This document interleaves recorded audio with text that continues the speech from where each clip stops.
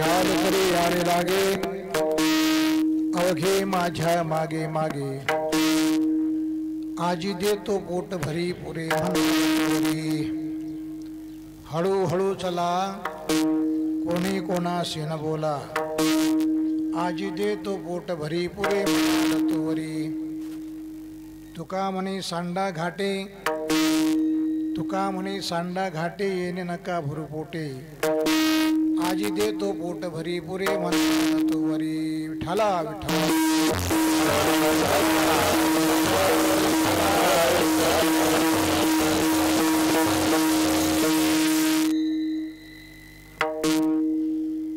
समचरण सरोजं सांगिलांबुदा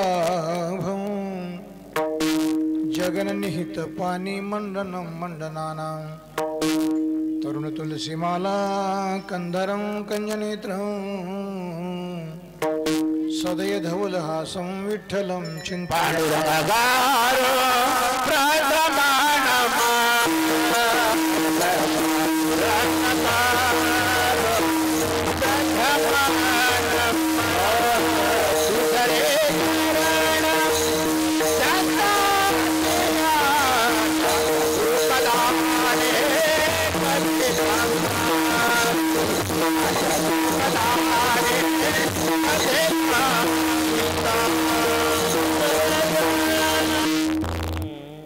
भगवान विष्णु भगवान हरहा सोपान भगवान ब्रह्मा मुक्त ब्रह्मचित्कला चराचरात निवास करणारा परमात्मा अनंत कोटी ब्रह्मांड नायक संपूर्ण ब्रह्मांडामध्ये जेव्हा काहीच नसते तेव्हा तो परमात्मा असतो आणि तो परमात्मा जेव्हा जेव्हा गरज आहे तेव्हा तेव्हा तो अवतरित होत असतो तर अवतार घेत असताना मग त्याच्या अवताराचं एक कारण नाही अनेक कारणाने येतो अनेक रंगात अनेक ढंगात अनेक आकारात अनेक प्रकारात तो अवतार घेतो रामायणामध्ये भगवान रामचंद्राच्या अवताराचे 5 कारणं सांगितले तसे अनेक कारणं आहेत देवाच्या अवताराचं मुख्य कारण काय आहे तर जब जब होई धर्म की हानी गीता म्हणते यदा यदा ही धर्मस्य ग्लानिर्भवती भारत जेव्हा जेव्हा धर्माला ग्लानी येतं तेव्हा तेव्हा तो परमात्मा अवतार घेतो आणि इथे येऊन सज्जनांचं रक्षण करतो आणि दुर्जनांचा काटा काढतो परित्राणाय साधूनां विनाशाय च दुष्कृतां धर्मसंस्थापनार्थाय संभवामि युगे युगे असा तो परमात्मा आणि त्या परमात्म्याचे अनेक रूप आहेत त्यापैकी कृष्ण नावाचं जे रूप आहे त्याला कृष्ण नावाना जो अवतार या भूतलावर झाला तो द्वापार युगामध्ये आणि त्या कृष्णाच्या कथा म्हणजे श्रीमद भागवत आहे तसंच श्रीमद भागवतामध्ये सर्व सार आला सर्व पुराणांचा सार म्हणजे श्रीमद भागवत आहे भागवत म्हणजे अतिशय सुंदर ग्रंथ आहे ज्या ग्रंथाचं बरं का वाचन या ठिकाणी झालं पारायणीचं कथा आपण ऐकलीत स्वयंप्रभा देवी यांच्या मुखातून कथा ऐकलीत आयोजक आमचे हरिभक्त परायण ज्ञानेश्वर महाराज भुसकट आणि त्यांचा परिवार ज्ञानेश्वर महाराजांच्या अर्धांगिनी पत्नी जी आहेत त्याही कीर्तनकार आहेत नाव गीता आहे ना म्हणजे ज्ञानेश्वर आणि गीता गीता अलंकार नाम ज्ञानेश्वरी असा तो योग आहे म्हणजे गीतेचा अलंकार ज्ञानेश्वर आहे बरं का ज्ञानेश्वरी ब्रह्मानंद लहरी प्रकट केली असो तर अशा प्रकारे आजचा हा कालाचा योग महाराजांनी मला म्हटलं महाराज कालाचं कीर्तन करण्याकरता या योग होता इथे आलोत आणि आज या ठिकाणी मला आनंद वाटला आमचे अच्युत महाराज बरोबर आहे ना श्रीकृष्ण महाराज हा मोडे महाराज आमचे मुरेकर महाराज आम्ही दारातच भेटतो महाद्वारात सावऱ्याचे आमचे पिंपळे महाराज हाडोडे महाराज महाराज पुणकर महाराज रायबोले महाराज सपकाळ महाराज जास्कर महाराज हे माहीत आहेत बिलोकार महाराज. विठ्ठल विठ्ठल. सगळ्यात मोठे महाराज राहिले ते म्हणजे आमचे इंगोले महाराज. अमरावतीनं या ठिकाणी आले, 7 दिवस होते. त्यांनी या ठिकाणी महाराजांनी तुमचं फार मोठं कौतुक केलं ज्ञानेश्वर महाराजांनी, की या ठिकाणी हे महाराज येतात, दरवर्षी येतात ते, आणि काकडा वगैरे हरिपाठ अतिशय सुंदर प्रकारात आवाजात, गोड आवाजात म्हणतात. आणि वैभव महाराज म्हणजे मृदंगाचं वैभवच वैभव महाराज. विठ्ठल विठ्ठल. सर्व या ठिकाणी उपस्थित. आमच्या अकोल्यावरून आमचे साहेबराव इंगळे सुद्धा आलेत, दोघंही आलेत बरं का. आणि आपण सर्व उपस्थित मंडळी. आणि आजचे कीर्तन प्रसारण होतं. प्रसारण हे थेट प्रसारण आहे, ज्याला लाईव्ह म्हणतो. ते म्हणजे प्रभा भक्तिझरा. भक्तिझरा या चॅनलवर हे कीर्तन प्रसारण होत आहे लाईव्ह, म्हणजे थेट आपण सर्व पाहतात.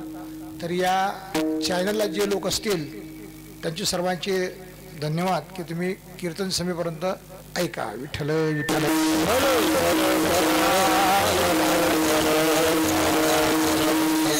अभंग जगद्गुरु तुकोबारायचा आहे आणि या अभंगावर थोडक्यात चिंतन मांडायचं आहे. हा तुकोबाराच्या गाथ्यातला अभंग आहे, पण या अभंगाची पार्श्वभूमिका काय आहे? कीर्तन काल्याचं आहे आणि काला प्रकरणाकरता अभंग निवडला, तर या अभंगामध्ये वर्णन कोणाचं आहे? विचार करा ना. काल्याकरता अभंग निवडलात, काला म्हटल्यानंतर चरित्र ते उच्चारावे आणि केले देवे गोकुळी. भगवान परमात्म्याने गोकुळाचे चरित्र केलं, त्याचा उच्चार करायचा. भागवत कथा म्हटल्यानंतर तुम्ही कथा ऐकली की श्रीमद भागवताचा जो दशमस्कंद आहे, त्या दशमस्कंदामध्ये पूर्ण भगवान कृष्णाचं चरित्र आपण ऐकलं. श्रीमद भागवत महापुराण हे काय आहे? तर हे साक्षात भगवान कृष्णाचं स्वरूप आहे बरं का.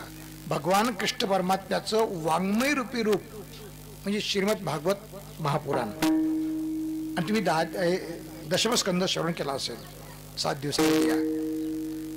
आणि त्यामध्ये दशमस्कंद हे भागवताचं हृदय आहे. आणि आपल्या जीवनामध्ये हृदय महत्वाचं आहे बरं का. तसे प्रत्येक पार्ट अवयव आपल्या जीवनात आवश्यकच आहे प्रत्येक. हृदय फार महत्वाचं आहे. आपण पुढे बघूया. कारण डोळे सुंदर आहेत, कान पण महत्वाचे. दृष्टी आहे ना, दृष्टी 2 प्रकार आहेत. एक सुदृष्टी, एक कुदृष्टी. वाईट आणि चांगलं डोळे घेऊन आले. डोळे, कान, नाक, मुख, जीभ, हात, पाय हे अवयव आहेत. याच्यामध्ये महत्वाचे अवयव कोणते आहेत बघा. त्या गोकुळामध्ये कृष्ण जन्माला आलेत हे गोपिकांना जेव्हा कळालं तेव्हा गवळी धावत निघाल्या होत्या. कशा धावत निघाल्या होत्या? कशा करता? कृष्ण जन्माला आला नंदाच्या घरी पाहण्याकरता. धावत निघाल्या असताना त्या गवळणी शृंगार करून धावत होत्या. काही गोपिकांनी शृंगार केला होता, कृष्णाला पाहण्याकरता निघाल्या होत्या. जात असताना त्या गोपी स्वतःला धन्य समजायच्या, आम्ही धन्य आहोत. पण त्या गोपिका धावत असताना त्या गोपिकांची जी अवयव आहेत, इंद्रिय आहेत, ती इंद्रिय स्वतःला भाग्यवान समजायची. कसे लक्षात घ्या. जेव्हा ह्या गोपिका धावत निघाल्या तेव्हा हात स्वतःला म्हणतात की आम्ही भाग्यवान. का? आम्ही भाग्यवान या करता आहोत की आम्ही कृष्णाला हातात आमच्या जवळ घेऊ. भाग्यवान कोण? हात म्हणतात आम्ही त्याला आमच्या जवळ घेऊ, आम्ही भाग्यवान आहोत.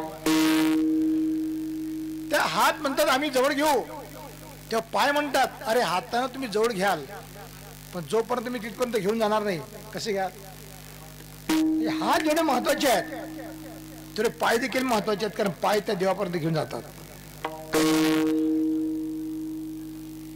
हात आणि पाय यांनी जेव्हा असं म्हटलं की आम्ही दोघंही धन्य आहोत, हात म्हणतात मी धन्य, पाय म्हणतात मी धन्य, त्याला वाणी म्हणते तुम्ही कुठले धन्य? कारण जी काय आलीत, जे माहिती जे मिळाली ती कुणामुळे मिळाली? वाणीमुळे. वाणी म्हणते तुमच्या दोघांपेक्षा मी धन्य आहे, कारण मी तुमच्यापर्यंत पोहोचवलं. ते वाणीला कान म्हणतात तू काय धन्य? आम्ही ऐकलं म्हणून कळलं, आम्ही ऐकलंच नाही तर आम्हाला काय कळत होतं? तुम्हाला काय कळत होतं? आता तुम्ही इथे कीर्तन श्रवण करण्याकरता आलात, बसलात, पण कीर्तन ऐकता म्हणजे कीर्तन ऐकता असं नसते. लक्ष असेल तर ऐकलं जाते, पण तुमच्या मनात जर घर थाटलं असेल, कुठलं गाव थाटलं असेल, दुसरा आणखी विषय असेल, तर कीर्तनामध्ये असून तुम्ही कीर्तन ऐकू शकत नाही. मग ती वाणी म्हणते मी धन्य आहे, पण कान म्हणतात तू धन्य आहे. हे खरं आहे, परंतु माझ्या मी एक्सेप्ट केलं, संग्रह केलं, म्हणून तू धन्य नाही मी धन्य आहोत. या सर्वांना डोळे म्हणतात आम्ही धन्य आहोत. का? अरे वाणी तू बोलायचं काम केलं, कानांनो तुम्ही ऐकण्याचं काम केलं, हातांनो तुम्ही जवळ घ्यायचं काम कराल बरं का, आणि पायांना तुम्ही त्याच्यावर जाण्याचं काम कराल किंवा प्रयत्न कराल. पण मला दिसलंच नाही तर काय कामाचं आहे? मी सर्वात मोठं महत्वाचं जे आहे ते मी धन्य आहे, कारण मी प्रत्यक्ष त्या कृष्णाला पाहिलं. हे सर्व म्हणतात मी धन्य आहे, पण या सर्वांना आता हृदय म्हणते तुमच्या सर्वांमध्ये मी धन्य आहे. वाणी बोलण्याचं काम करेल पण पाहू शकत नाही, डोळे पाहण्याचं काम करतात पण बोलू शकत नाही बरं का. बोलणं आणि पाहणं कानाला जमत नाही, कान फक्त ऐकू शकतात. हात त्याला जवळ घेतील, पाय त्याच्यापर्यंत धावत जातील. हे सर्व जरी तुम्ही धन्य स्वतःला म्हणतात, पण हृदयाला आनंद नसेल तर सगळं व्यर्थ आहे. म्हणजे आपल्या आयुष्यामध्ये जीवनामध्ये जे काही करतो सगळ्या गोष्टी हृदयातून व्हायला पाहिजेत. अनुभूती माणसाच्या हृदयामध्ये होत असते, असा तो हृदयाचा जो भाग आहे महत्वाचा ते म्हणजे श्रीमद भागवत महापुराणातील दशमस्कंद म्हणजे हृदयस्थानी आहे. आणि भागवतामध्ये कथा अतिशय सुंदर आहेत. निगम कल्पतरोर गलित फलम शुकमुखात अमृतद्रव संयुतम पिबत भागवतम रस्मालया मुहुरहो रसिका भूरी भाव. वेद रूपी कल्पतरूला परिपक्व झालेलं फळ ते गळून पडणार इतकं पिकलं. आणि शुकमुखात, शुक म्हणजे पोपट, तो त्या आंब्याच्या झाडाला जणू काही आंबा एवढा पिकला गलगलीत झाला, आणि त्याला आता एक शुक आला म्हणजे पोपट आला, त्यानं चोच मारली. किती गोड रस असेल त्यातला. असा गोड रस मी श्रीमद भागवतातली कथा आहे, आणि ती तुम्ही श्रवण केली. कथा कुठली असू द्या, सप्ताह कुठला असू द्या, त्याचा शेवट सांगता म्हणजे कालाच्या कीर्तनाने होत असते. आणि म्हणून आजचा कालाचा दिवस अभंग जगद्गुरु तुकोबारायचा सुरुवातीला बोललो. या अभंगाची भूमिका काय आहे? या अभंगामध्ये कृष्णाचं वर्णन कुठं आहे? पहिलं कडव काय? याला तरी या रे अवघे माझ्या. पुढे काय? आजी देतो पुरे म्हणाल ती तू, हळूहळू कोणी कोणाशी न तू का म्हणे, आणि येणे नका. कृष्ण कुठे यायच्या? अभंग आहे की कृष्णाचं वर्णन पाहिजे, पण या अभंगामध्ये कृष्णाचं नाव नाही आहे. पण या कृष्णामध्ये, या अभंगामध्ये कृष्ण आहे. काही गोष्टी दिसल्या पाहिजेत असं नाही, दिसतात म्हणजे असतात असं नाहीये. काही गोष्टी त्यामध्ये पूर्ण आशय असतो. मला तुम्ही सांगा, झाड मोठं आहे, झाडाचे फळं दिसतात, झाडाचे पानं दिसतात, झाडाच्या फांद्या दिसतात, झाडाचे फुलं दिसतात, पण झाडाच्या मुळ्या कधी दिसत नाहीत. झाडाचा खरा आधार कोण आहे? फांद्या, मुळे असतात, पण झाडाचे मुळं कधी दिसत नाहीत. विठ्ठल विठ्ठल.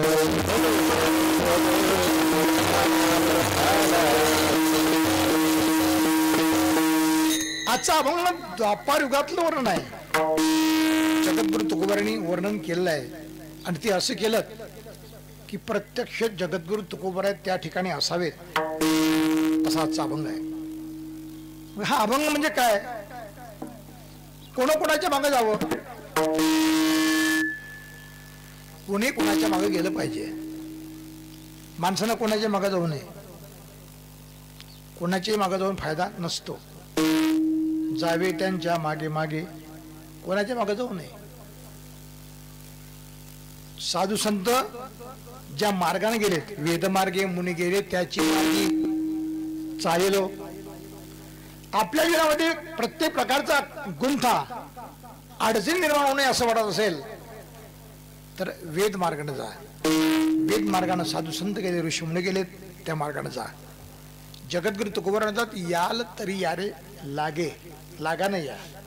म्हणजे विरस करू नका, माझ्या मागे या.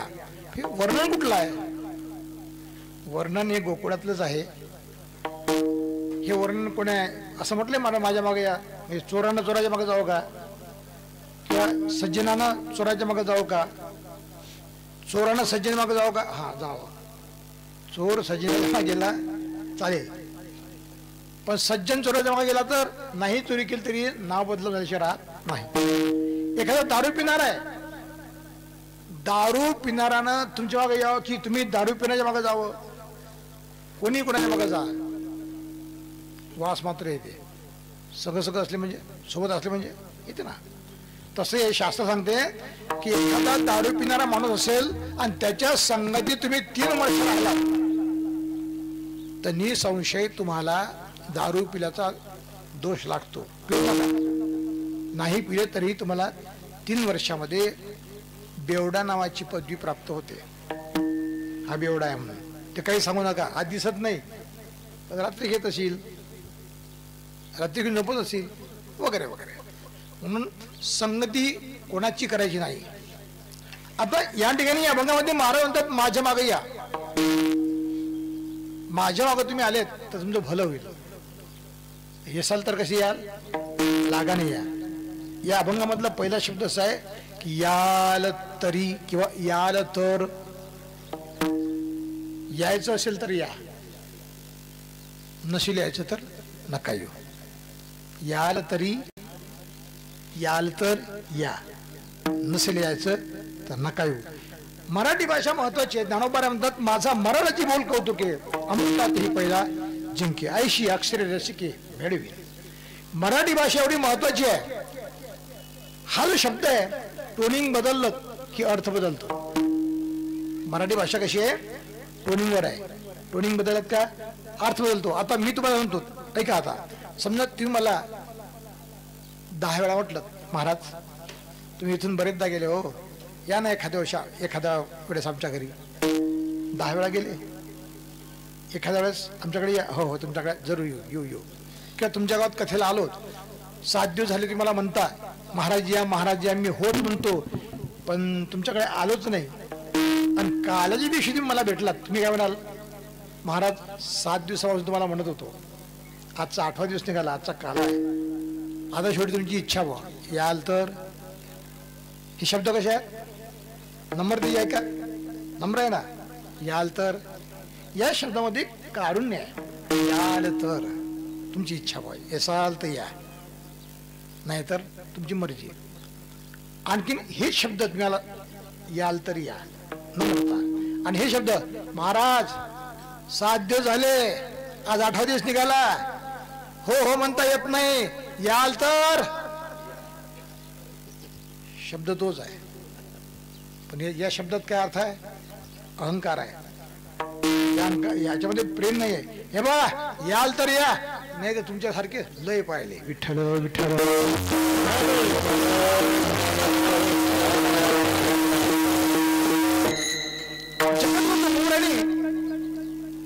माग बोलावलं, पण कोणा शब्दात बोलावलं? याच्यामध्ये कारुण्य भाव असेल, कुठला अहम भाव असेल, की कुठला म्हणजे दांभिक भाव असेल, कोणता भाव आहे याच्यामध्ये? जगद्गुरु तुकोबा आहे आधी करून सर्व संतांनी समाजाला 2 भाषेत सांगितलं.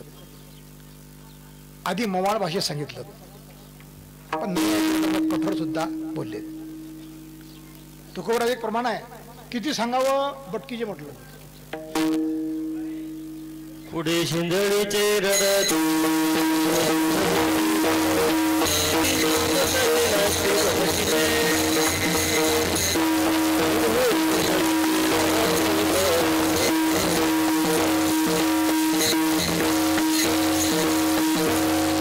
शिंदडी म्हणजे काय? शिंदडी शिंदडी चांगला आहे शब्द. शिंदडी शिंदडी म्हणजे काय? शिंदडी म्हणजे खायची शिंदडी. खायची शिंदडी काय? शिंदडी म्हणजे खायची शिंदडी ना. पुढे शिंदडीची रडतील म्हणजे खायची शिंदडी. शिंदडी ही शिवी आहे.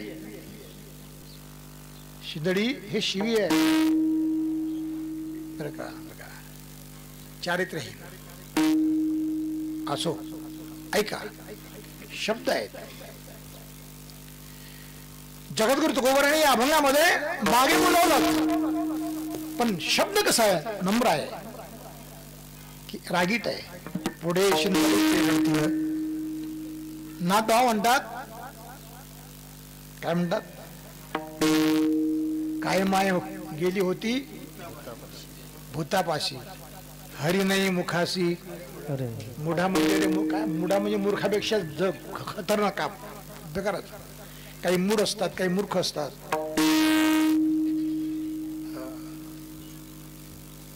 तुझी माय गेली होती कुठं? कारण भूत म्हटलं की देवावर थांबत नाही. असू द्या, तो विषय मला घ्यायचा नाही. तुझ्या मुखात देव येत नाही. संत महात्म्या अशा प्रकारे बोलतात. आजच्या अभंगामध्ये महाराजांना कसं बोलायचं आहे? याल तरी यारे लागे माझ्या मागे या. महाराज पाया पडून सांगतात लागून पाया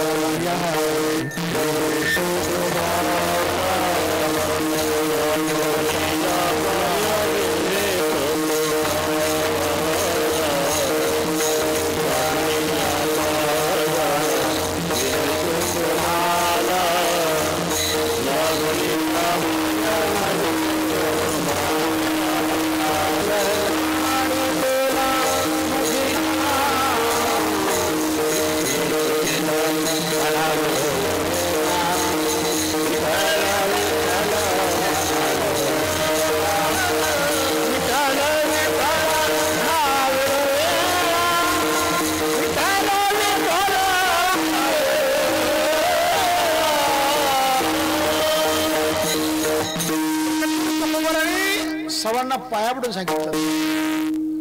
पाया लागलेत. नम्रतेने सांगितलं की तुम्ही आमच्या मागे या.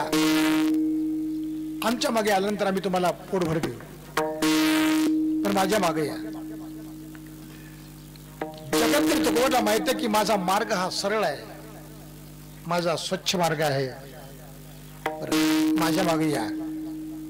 तुम्हाला कुठल्याही तऱ्हेची अडचण उत्पन्न होणार नाही. माझ्या मागे तुम्ही आले पाहिजे. मी तुम्हाला काय देईन? पोटभर देईल. काय पोटभर देईल? पोटभर काय पाहिजे? पोटभर काय असते? जेवण. दुसरं काय काय? दुसरं काय काय पोटभर आणखी? पण मार कसा असते? मारे लोक पोटभर मार खातात ना. पोटभर म्हणजे मारे पोटभर खातात. जेवणही पोटभर असते. पोटभर जेवण देतो असं म्हटलं.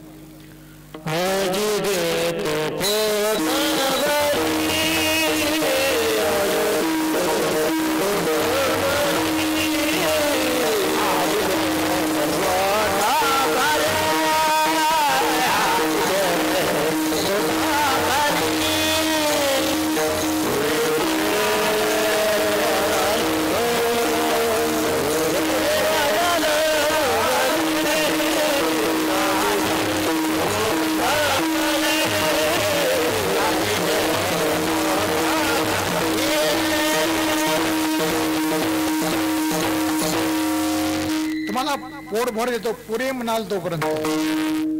एक लक्षात ठेवा, प्रत्येक माणूस याचा अर्थ असा आहे की तो हपापलेला आहे, आसुसलेला आहे, हपापलेला आहे. त्याला पोटभर मिळत नाही. सुख माणसाला कधी पोटभर मिळत नाही. तुम्ही आपण सर्व सुखा करता हपापलेले आहोत, पण सुख आपल्याला पोटभर मिळत नाही. ते पोटभर पाहिजे, पोटभर मिळावं असं प्रत्येकाला वाटते, पण मिळत नाही. तो लक्षात ठेवा, माणसं आनंद शोधण्याकरता मागे धावत असतात, पण पदरात दुःखाचा शोध न घेता ते पदरात येऊन पडते. असं दुःख आहे. आनंद पोटभर मिळावा असं वाटते, आनंद पोटभर मिळावा असं वाटते. आम्ही यावर्षी आनंद पैवारीचा हितगुज केला, मुंडगाव ते पंढरपूर आनंद पैवाराचं असं त्याला नाव दिलं. प्रत्येकाला विचारलं का, अन्नदात्याला विचारलं तुम्ही अन्नदान करता, तुमच्याकडे 200-300 लोक जेवतात, जेवण करून निघून जातात. जे वारकरी तुमच्याकडे येतात त्यांचं तुमचं नातं कुठलंच नाही, हे नातं नाही आहे. हे आमचे आता भाऊ आहेत की मॉज भाऊ आहेत, कोणीच नाही आहे. हे तुमच्याकडे येतात, जेवण करून जातात, तुम्हाला काय वाटते, आणि तुम्ही जेवू का घालता, काय करत, यापासून काय मिळणार आहे. हे वारकरी जेवले, हात धुतला, निघून गेले, तुमचं अन्न वाया गेलं. अन्न म्हणजे खर्च आला की तुम्हाला, ज्वारी गहू काय तुमची वाया गेली, पाणी वाया गेलं, वेळ वाया गेला, असं तुमचं मत आहे का. त्यांनी सांगितलं नाही महाराज, हे सगळं आमचं सार्थ झालं, सगळं आमचं सार्थ झालं. आम्ही जे करतो हे आनंद करता करतो, आम्हाला खूप आनंद वाटते. मी त्यांना विचारलं, तुम्हाला आनंद वाटते, आनंद कसा असतो, नेमका तुम्हाला आनंद कसा वाटते ते सांगा. आनंद तुम्हाला कसा वाटतो ते सांगा. आनंद दाखवण्याची वस्तू नाही, आनंद पाहण्याची वस्तू नाही, पण आनंद फक्त सांगतो तुम्ही, पण कसा येतो, तर आनंद ही अनुभवाची वस्तू आहे.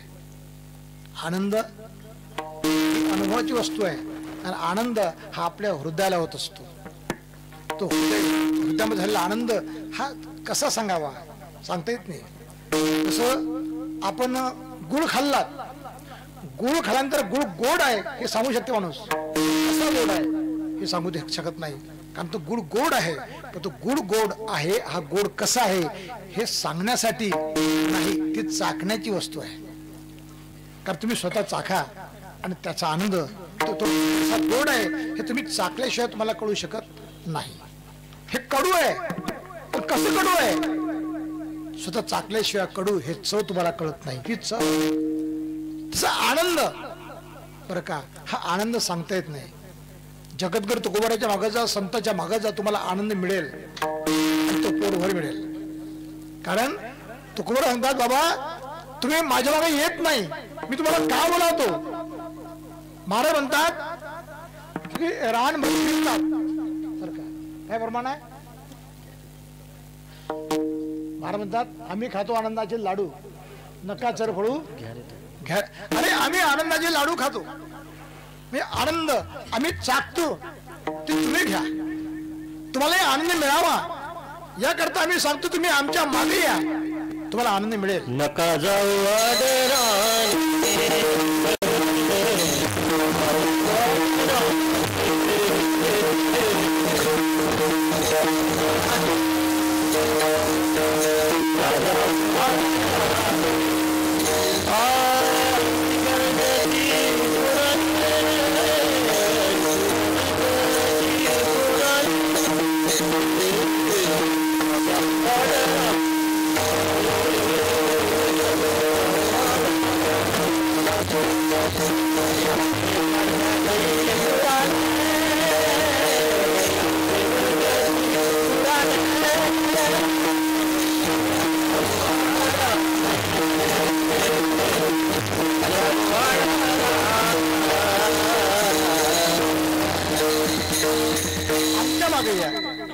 तुम्ही आड जंगलानं आड रानानं फिरू नका, तुम्हाला आम्ही जे देणार ते तुम्हाला तिकडे नाही मिळणार.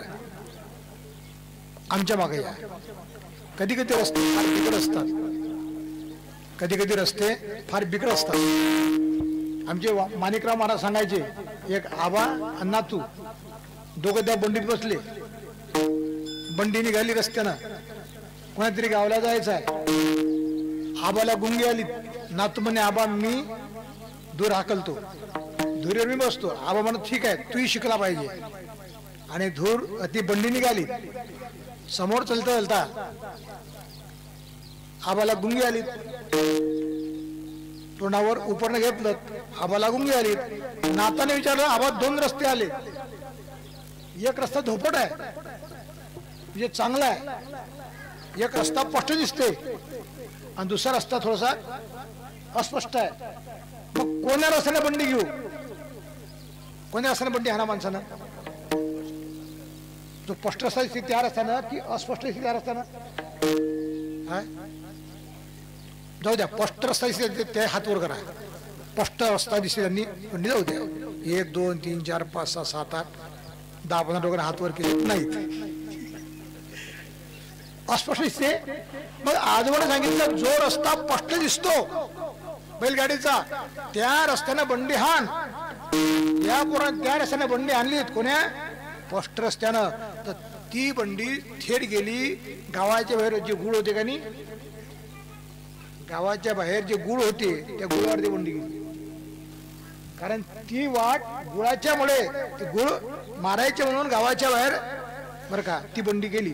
आणि आबा इथं गाव नाही म्हणे, काय गुळ लागले, गुळ कडव्याचे गुळ लागलेत. आता कसं तू कोणत्या रस्त्याने बंडी आणली? पण 2 रस्ते लागले होते, पण त्या जागेवर नाही. एक रस्ता अस्पष्ट होता, त्याला सांगायचं होतं या रस्त्यानं बंड्या जास्त गेल्या, रस्ता स्पष्ट पडला, परंतु गावात नाही गेला, तो गुळावर गेला. काही की रस्ते दिसायला चांगले दिसतात पण ते गुळावर घेऊन जातात, नको त्या ठिकाणी घेऊन जातात. रस्ता योग्य पाहिजे. पण माझ्या मागे या, माझ्या मागे आल्यानंतर मी तुम्हाला योग्य ठिकाणी नेईल आणि तुम्हाला जे पाहिजे ते पोटभर देईल. मला तुम्ही सांगा, तुम्हाला पोटभर काय पाहिजे? तुम्हाला पैसा द्यायचं कबूल केलं मी, पैसा घ्या, पोटभर. तुमचं पोट कधी भरणार आहे सांगा बरं? आता मी गृहीत धरतो तुम्हाला, कीर्तन संपलं की तुम्हाला मी 10-10 हजार रुपये देतो, ते पोट नाही नाही 11 द्यायला होते, म्हणजे 10 बरोबर नाही, 11 द्या पाहिजे. बरं ठीक आहे 11 घ्या, नाही 21 तरी आणखीन बरं होते. पैशानं पोट भरत नाही, पैशानं सुख मिळत नाही. मग आनंद पैशामध्ये आहे का? पैशामध्ये आनंद असं नाही आहे. पैसा जीवनामध्ये आवश्यक आहे, पैशाशिवाय सर्व काही होत नसते, पण सर्व पैशामुळे होत नसते. पैशामुळे सर्वच काही होते असं नाही बरं का. सर्वच पैशामुळे होते असं नाही, पण पैशाशिवाय होतेही नाही बरं का. पैसा म्हणजे आनंदाची वस्तू नाही आहे. तो कोण म्हणतात, मी तुम्हाला आनंद देईल, भर देईल. अवघे माझ्या मागे मागे आजी देतो पोट भरी, पुरे म्हणाल तोरी. बस खूप खूप खूप खूप खूप आनंद. आणि आनंदाची ही मर्यादा आहे. आनंद खूप आहे पण किती आहे ऐका, प्रत्येक गोष्टीची मर्यादा आहे. कंट्रोल म्हणजे त्याला काय म्हणजे आपण आवर, किती मर्यादेपर्यंत, मर्यादा रेषा, मर्यादेच्या पुढे काही चालत नाही. मला तुम्ही सांगा, आपण एकमेकाला नवीन नवीन भेटलो, तुम्ही आपण एकमेकाला भेटल्यानंतर काय वाटतं, या या या या असं आलिंगन द्या वाटतं की नाही. किती वर्षाची भेट नाही, काय काय या या या या आलिंगन दिलं. हे आलिंगन किती वेळपर्यंत? 2 तास झाले सोडलंच नाही. हे प्रेम आहे काय? एकमेकाला भेटले, आलिंगन दिलं, 2 घंटे झाले सोडतच नाहीत, याचा अर्थ हा मॅट पण आहे. एक पण ते आता बस झालं सोडतो म्हणजे नाही, अजून समाधान झालंच नाही, दवाखान्यात घेऊन जा, शॉर्ट देऊ ना. पागलपणा लक्ष आहे. मर्यादा असते. हसायला मर्यादा आहे बरं का, हसण्याकरता मर्यादा आहे. तुम्ही हसता किती हसायचं, कुठे हसायचं का? हसण्याकरता मर्यादा आहे. हसत असताना स्मित हास्याला महत्व आहे. हसताना कसं हसावं? स्मित हसावं, त्याच्यामध्ये आकर्षण आहे. देव हा स्मित हसतो बरं का, स्मित हास्य महत्वाचं असते. याला दवाखान्यात न्यावं लागेल, कारण माणसं हे बरं नाही. मर्यादा असतात. पुरे म्हणाल तोरी. जेवण जोपर्यंत भूक लागलेली असते तोपर्यंत माणसाला खूप जेवावंसं वाटते, खूप घास आतमध्ये पोटात टाकतो माणूस. पण ते भरत आलं पोट की मग माणूस म्हणतो नाही बस नको आता. आणि पोटभर झालं किती वेळा, काही वेळा माणूस खाऊ शकत नाही. मला सांगा, रुची ही अनाजामध्ये आहे की भुकेमध्ये आहे? रुची कशात आहे? भुकेत की अनाजात? अहो अनाज ऐका, त्याला आपण मिष्टान म्हणतो, मिष्टान्नाचं भोजन आहे, पण तुम्हाला भूक नाही, अर्थ नाही, त्या अनाजात काहीच चव नाही. ऐका, 3 दिवसाची शिडी भाकर आहे, 3 दिवसाची शिडी भाकर आहे, 2-3 मिरच्या वाळलेल्या, हिरव्या मिरच्या वाळल्या, त्या बाजूने पडल्या, अशा वातळ झाल्या, त्या 2-3 मिरच्या आणि 3 दिवसाची शिडी भाकर, त्याच्यात फक्त मीठ असं टाकलं, थोडस पाणी टाकलं तरी तुम्ही भाकर खा, गोड लागते. ते मिष्टानाला पोटपुडीला मागं लागते. कारण काय? कारण चव जे आहे ते चव भुकेमध्ये आहे, चव त्या अनाजामध्ये नाही. बरं का? तर चव या कीर्तनामध्ये महाराज म्हणतात, चवी चवी घेऊ घास, काल्यामध्ये घास हा चवी चवीने घ्यावा लागतो. मी तुम्हाला पोट भर देईल, पण एक काम करा, पोट पाहिजे असेल तर हळूहळू चला, हळूहळू चला,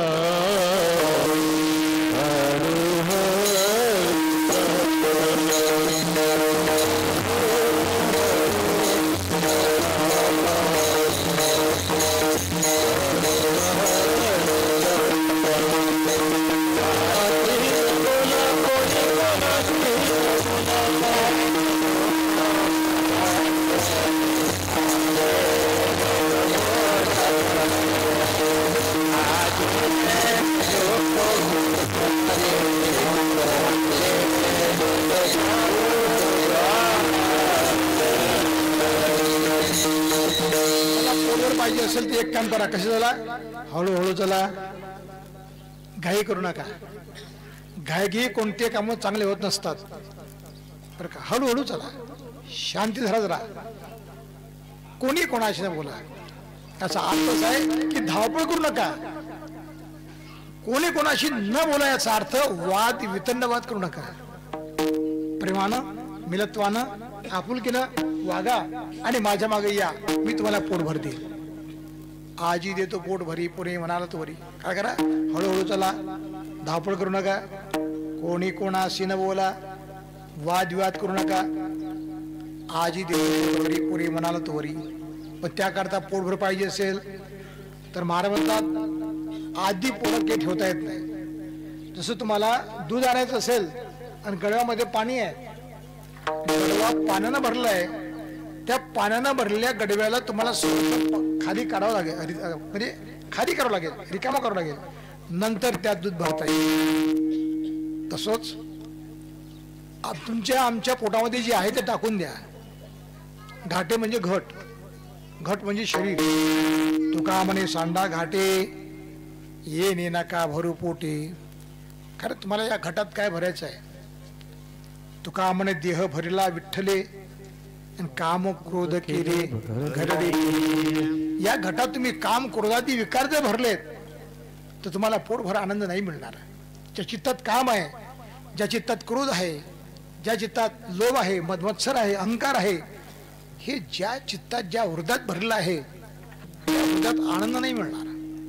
तुम्हाला आनंद पाहिजे असेल तर मद मत्सर अहंकार षडविकार हे काढून टाका. तुका म्हणे सांडा, या 6ही विकारांना, वाईट गुणांना तुम्ही सांडून द्या आणि मग पोटभर तुम्हाला मिळेल. तुका म्हणे सांडा घाटे, येणे नका काम क्रोधादी विकाराने पोट भरून भरण्याचा प्रयत्न करू नका. तुम्हाला आनंद पाहिजे असेल तर माझ्या मागे या, आजी देतो पोट भरी, पुरे म्हणाल तोरी. असा अभंगाचा सरळ सरळ अर्थ. बरं का? आता पुढे कीर्तन काल्याचं आहे, एवढा वेळ घालवला याच्यात.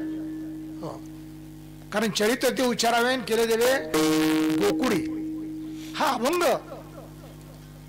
या अभंगाची पार्श्वभूमी गोकुळाशी कसं लावाल? ते जगद्गुरु तुकोबर आहे. हे भगवान परमात्म्याचे जेवढे अवतार झाले त्या अवतारामध्ये सोबत होते. बरं का? मग ते उद्धव असतील, ते अंगद असतील, ते प्रल्हाद असतील, बरं का, असे नामदेव महाराज असतील, तुकाराम महाराज, तुका सर्वाश्रेष्ठ प्रिया माथोर काजू अवतार नामयाचा, असे प्रत्येक अवतारामध्ये महाराज आलेत सोबत. तर गोकुळामध्ये उद्धव रूपानं जगद्गुरु तुकोबाराय हे होते. गोपाळाच्या सोबत त्या ठिकाणी तुकोबाराय होते आणि गोकुळात काय घडलं ते तुकोबाराने प्रत्यक्ष पाहिलं. काय घडलं महाराजांनी अनेक अभंगामध्ये वर्णन केलं की जेव्हा कृष्ण कन्हैया गोकुळामध्ये आलेत तेव्हा गोकुळात काय झालं. गोकुळीच्या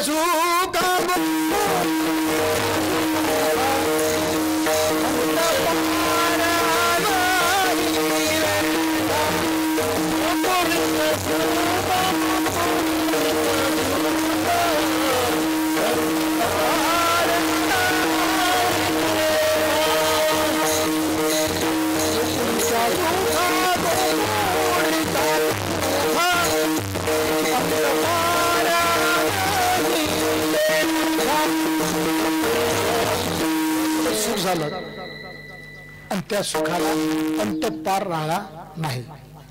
सुखाला अंत नाही न पार नाही एवढं सुख झालं. कशामुळे. कृष्ण परमात्मा गोकुळात आलाय. सौभाग्यम अहोभाग्यम नंद गोप व्रजोकसाम परमानंदम पूर्ण ब्रह्म सनातनम. भगवान सनातन श्री कृष्ण परमात्मा गोकुळात जेव्हा आले त्या गोकुळात खूप आनंद झाला. वास्तविक कृष्ण मथुरेमध्ये आलेत पण मथुरेमध्ये जरी आले असतील पण साधू संतांनी सांगितलं कृष्ण गोकुळी जन्मला. गोकुळामध्ये खरा उत्सव करता कृष्ण मथुरेला जरी आले असतील पण मथुरेत कुठलं असं करता आलं नाही. कारण तो कंस मारण्याकरता वाट पाहत होता. आठव्याची वाट पाहत होता. आठव्याचा आठव करत होता. कृष्ण गोकुळात आले. गोकुळात खूप आनंद आला आणि त्या गोकुळामध्ये आल्यानंतर भगवान कृष्ण कन्हैयाने खूप लीला केल्या.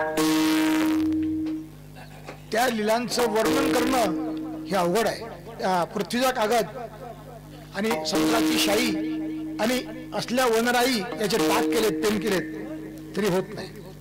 पृथ्वी का कागज करू पृथ्वी का कागज करू लेखनी करू बनराई समंदर की शाई करू लिखो न जाई. सोपं नाही.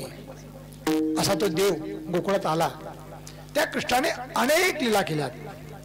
रंगत रंगनी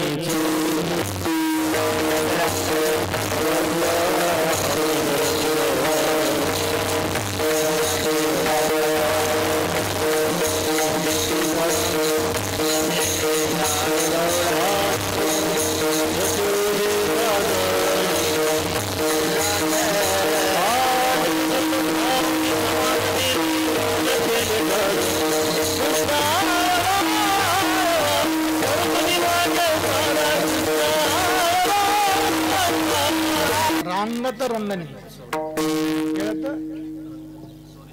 चोरीत लोणी. रांगत रंगणी म्हणजे एक चरित्र रांगत असताना केलं. चोरीत लोणी लोणी चोऱ्याचं चरित्र हे रांगत असताना केलं. एक गोधन राखताना चरित्र केलं. दोन प्रकारचे चरित्र आहे. एक रांगताना एक गोधनी राखताना दोन चरित्र केले. पण आजचा अभंग हा गोकुळातलाच आहे. वैद्या वाकड्या पेंद्या सुदाम्या हे देवाचे सवंगडी आहेत. देवाची गडी कशी आहेत. ऐसे देवाजीचे गडी पेंद्या सुदाम्याची जोडी बलिभद्र त्याचा गडी गे राधे रूपडे अशी देवाची गडी. आता प्रश्न असा येतो की असे म्हणजे कसे. असं म्हटलं की प्रश्न काय येतो कसे. आपण म्हटलं हे असे असे म्हणजे कसे कसे कसे कसे हे असे असे म्हणजे कसे कसे म्हणजे हे असे असा प्रश्न येतो. मग असे कसे. देव कसा असा कसा असा कसा. देवाचा देव आई असा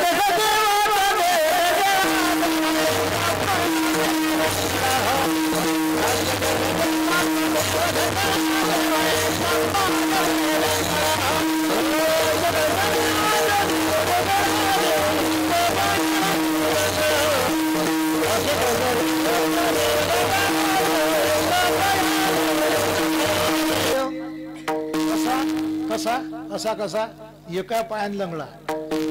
परमार्थ कसा आहे लोक काय म्हणतात देवाचं काम लंगलं काम. काही काही ठिकाणी परमार्थ रुबाबदार आहे, जरा चांगला आहे. काही ठिकाणचा परमार्थ फार कठीण आहे. कीर्तनाला गेला विना गळ्यात घेतला की तार तर पूर्ण नसतातच. हे विना तार किती आहे त्याच्यात, किती आहेत बोलता आता पुस्तक आहे सांग किती आहेत तर 3 हा पाहून घ्या. विना त्याच्या गळ्यात आहे मोजणी बरोबर किती आहेत पाय 5 नक्की आहे 5 विण्याला बहुतेक तार नसतात पण इथे विना चांगला आहे, मृदंग चांगला आहे. मृदंग 2-2 4-4 असतात पण त्याला शाई नाही. याचं हे धुमपूर फुटलं. ते सगळं नाही, ते सगळं असलं माणसं नसतात, काहीतरी असते. असा कसा देव एका पायाने लंगडा. चांगला नाही रे, लंगडा आहे, चांगला नाही असं. मग देवाची घडी कशी ऐसे देवाजीचे घडी. ऐसे म्हणजे कैसे ऐका. देवाचा एक मित्र होता त्याचा नाव पेंड्या. तो असा होता की रोज रात्री झोपायचा आणि सकाळी उठलात की आईला तक्रार करायचा, आई रात्री जोराने पाऊस आला काय. त्याची माय म्हणे नाही बेटा रात्री पाऊस झाला नाही. खोटे बोलतं रात्री पाऊस झाला. कशावरून, माझ्या चड्डीवर पाणी गळलं. माय म्हणे पेंद्या हे पाणी नाही येते, तू गळला का, तू गळला. म्हणजे पहा रात्रभर पाऊस नाही झाला, रात्रभर चड्डी ओली केली असू द्या आणि दात घासले नाहीत.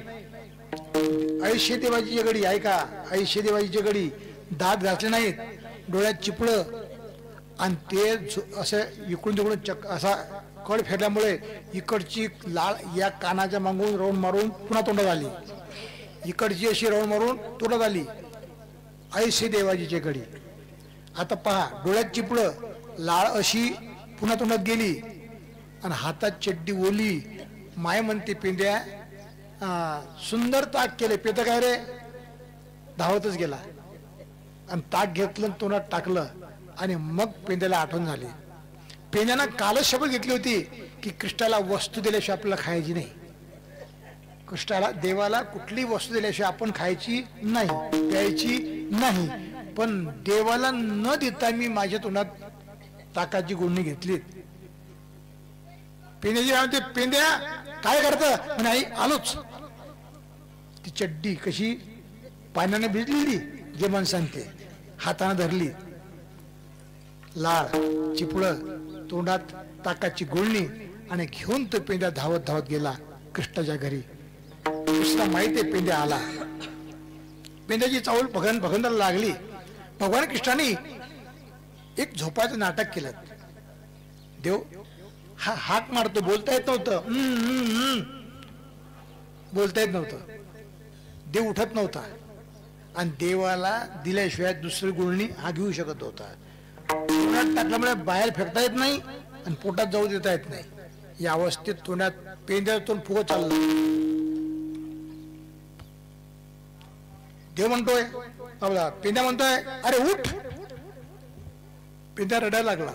भगवान कृष्णाचे पाय चेपतो, कन्हैयाचे पाय चेपतो आणि पाय चेपता चेपता पेंद्याचे डोळ्यातले अश्रू कृष्णाच्या पायावर पडले. आणि मग देवानं पाहिलं आणि कृष्ण पेंद्याकडे पाहत, पेंद्या अरे काय झालं. देव उठल्याबरोबर काय म्हटलं की तोंड कसं होते, उघडते. काय अरे काय झालं, काय म्हटल्या पेंद्याला कुठं काय झालं सांगायला वेळ आहे. त्याचं तोंड धरलं आणि याचं तोंड चुरकून सोडून दिले तोंडात. हे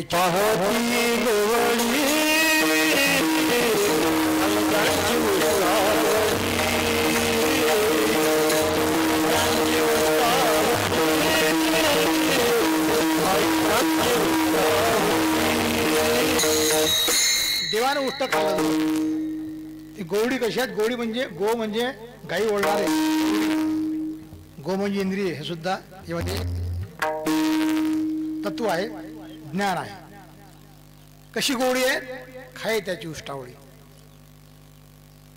हा पेंद्या असा तुम्ही पाहिलात, दात घासलेले, डोळ्यात चिपळा आहेत, चड्डी ओली आहे आणि त्याच्यातूनात कृष्णाच्या कन्हैयानं मुखामध्ये यानं ताकाची गुण टाकली. गवळे याची ताक पिरे कोण पोरे चांगली आयुष्य देवाची त्याकडे अशांना देवाने जवळ केलं. देव कसा आहे?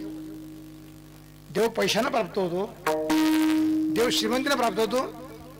किती रुपयाची प्रॉपर्टी तुमच्याकडे असते म्हणजे देव येतो? दारिद्र्याने मिळतो? देव कशाने मिळतो? देव हा प्रेमाचा विषय आहे. पोरं कसे होते हे महत्वाचं नाही, पण ते पोरं असे होते त्यांच्या अंतःकरणात प्रेम होतं. एवढं प्रेम आणि मग पेंद्या रडत होत. देव तर प्याला ताक आणि पेंद्या खरं सांगू तुझं माझ्यावर खूप प्रेम आहे. माझ्याकडून ज्या असलेल्या काही गोष्टी आहेत ना, जे काही मला करायचं आहे ते मी तुला आधी सांगेल. पेंद्या तुम्हाला ताक आणलं रे, तुझ्याकडे दही दूध, कन्हैया दही दूध सगळं आहे रे, पण मिळत नाही. ताक भेटलं कसं तरी, उरलं तर भेटते, हे बरोबर नाही. पेंद्या आपले सगळे सोंगडी बोलव.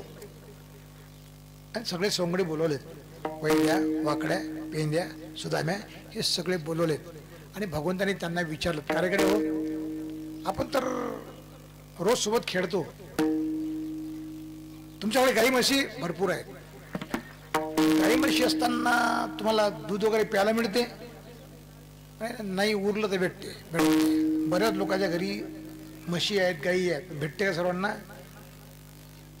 शक्यतो भेटत नाही. कारण त्या बैला माहित आहे एवढंसं कप जरी म्हटलं तर कप सध्या स्वस्त आहे काय? एक कप मोठा असला तर 10 रुपयाचा कप, एवढा एक कप 10 रुपयाचा. तिला वाटतं 10ची नोट जाते ना. घरचा माणूस घेतला का नाही घेतलाय, पैसे घरी माणसाला येत नाही, माणसाला येत नाही बाय. एका जणांना गाय वागवली, गाईचं शेण पाणी याच्या इकडे, चारा घालणे याच्या इकडे, भात पाणसाच्या इकडे, सर्व यानंच करा आणि दूध काढून बाईजवळ द्या, बाईने दूध विकाव. पण याला कधी कप भर दूध प्यायला भेटलं नाही. पोरीचं लग्न झालं, कधीच नाही भेटलं. एक दिवस त्याची मुलगी घरी आली, तिचं नाव होतं गोदावरी, आणि तो तिला आवडीनं गोदे म्हणे. गोदे असं ते बोलायचे. काय झालं माहिती आहे का? ती गोदावरी आली घरी, त्या गोदावरीला घेण्याकरता तिचा सासरा आला, म्हणजे याचा घरी आला. याने विचार केला की काबाड कष्ट करतो पण गाईचं दूध प्यायला भेटत नाही. पण यानं काय केलं माहिती आहे का? बायकोला सांगितलं, म्हणजे गोदीच्या आईला सांगितलं की वैभव आले, पाहुणचार काय करतं आणि पुरणपोळ्या कशाचं. एक काम कर, आपल्या घरी मस्त गाईचं दूध आहे, दूध आणि पोळ्या. तिलाही पटलं ते.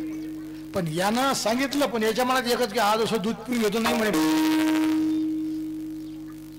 स्वयंपाक झाला, दोघं जेवायला बसणार. दुपारची पोळी फिरली, पाणी फिरवलं आणि पाणी फिरत सांगितलं, कोण म्हणते गोदीचा बाप, योय बुवा तुम्हाला वाटलं तुम्ही खा, काय प्या तुम्ही प्या, माझं मी पाहतो का, माझ्याकडे तुम्ही बघू नका, तुमच्याकडे मी बघत नाही. आणि यानं घेतलं ते कटोर हातात, कशाचं?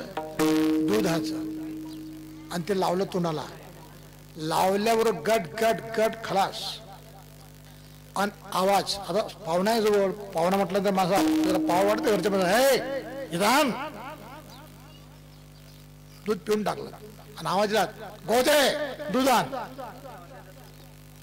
गोदीची माय म्हणते, गोदे दूध आताच वाढलं, कसं काय केलं, संपलं इतक्या लवकर. म्हणून गोदीच्या मायनं त्या खिडकीतून पाहिलं, कोटऱ्याचं खाली होतं गोदीच्या बापाचं. सांगितलं, गोदे जा घेऊन जा. गोदी दूध घेऊन आली, त्या कटोऱ्यात टाकलं. कटोऱ्यात टाकल्याबरोबर गोदी स्वयंपाक खोलीत जाते की नाही जात, गट गट गट, गोदे दूध चालू चालू, गोदे दूध, गोदे दूध. शेवटी गोदीच्या मायच्या लक्षात आलं, तिनं पाहिलं, हा सपाटा गोदीच्या बापानं सुरू केला. बाबा काय म्हणतील, कसा हा माणूस आहे, पोळी खात नाही, काही खात नाही, जरा दूधच पिते, आपलं पाणी नाही काही इज्जतचं. हा थांब थांब दाखव तुम्ही आता. गोदे आणि घेऊन जा दूध. गोदी दूध घेऊन गेली. हिनं त्या खिडकीतून पाहिलं. गोदीच्या बापाला माहित आहे की ही खिडकीतून पाहते म्हणून. यानं कटोरं घेतलं, तोंडाला लावणार. खिडकीकडे पाहिल्याबरोबर तिची नाही चिन्ह झाली. कोणाची? तिची म्हणजे गोदीच्या माईची. गोदीचा बाप याची नजर एक झाली. नजर एक झाल्या आल्या तिनं तिथून ओठ दाबला. ओठ दाबला. तो ओठ दाबल्यावर यानं कटोरं खाली ठेवलं. झाला हाताने पाहिजे. झालं. त्या बैला इतका राग आला की आता गोदीच्या बापाची चांगली काढावी लागेल. पण केव्हा काढावं, केव्हा काढावं? संध्याकाळ झाली. गोदीचा बाप आणि सासरा दोघं संध्याकाळ जेवण करून सुपारी खात होते. पान सुपारी बर का. आणि पान सुपारी खाता खाता गोदीच्या बापाच्या लक्षात आलं की आज संध्याकाळी आपल्यावर बस आहेच.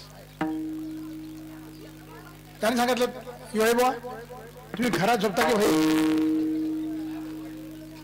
पाहुणे परत आम्हाला काय करायचं बाबा, बाहेर काय घरात काय, रात्रभर राहायचं. तेच म्हणतो, जसं घरात कसं मच्छर आहेत आणि बाहेर मी ज्या ठिकाणी झोपतो मोठा मस्त तकतपोस आहे, मोकळं वातावरण आहे, मोकळी हवा येते. कुठं झोपता?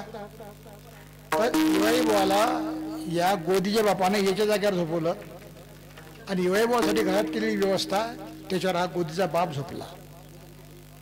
तर बाईला काय वाटते की गोदीचा बाप आता बाहेरच आहे नेहमीच्या जाग्यावर. ही गेली. गो दे दूध आण, गो दे दूध. अशी काढतो म्हणे, नाही म्हणे पण गो दे दूध आण. अशी काढतो नाही म्हणे, गो दे दूध आण.